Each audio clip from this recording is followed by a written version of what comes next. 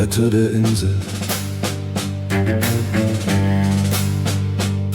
Der Sturm war längst gezogen, doch die Wunden blieben offen, die Vordünen weggerissen, der Kniepsand tief betroffen. Die Alten standen ratlos vor dem aufgerissenen Land. Dann riefen sie die Jungen: Steckt den Halm in diesen Sand.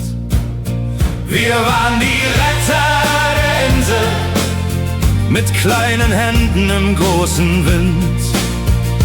Halm um Halm in die Vordüne, 3 Millimeter dick und doch ein Schild.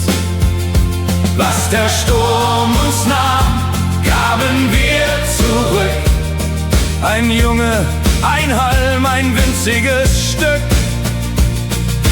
Dünenschutz ist Inselschutz, und wir waren es, die ihn vollbrachten. Kein Lohn, kein Dank, kein großes Wort vom Festland oder Staat. Man konnte sich frei kaufen, wer's hatte, der's tat. Doch wir hatten nichts als Zeit und Sand in jedem Schuh und pflanzten für die Insel Reihe um Reihe, Zug um Zug. Seit 1693 schon ein altes Amt. Wer auf Amrum lebt, der schützt, was ihm der Wind beschert. Nicht Pflicht, allein trieb uns, es war ein anderes Feuer. Das ist unsere Insel, dieser Satz war unser Hort.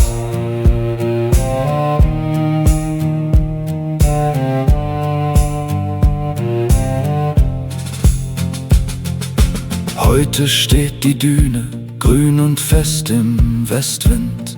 Die Strandhaferstöcke treiben tief ihr Wurzelwerk.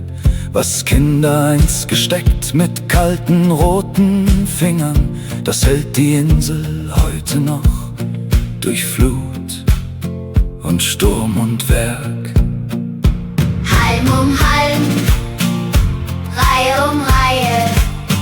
Mine im Ranglun, wir haben dich gerettet,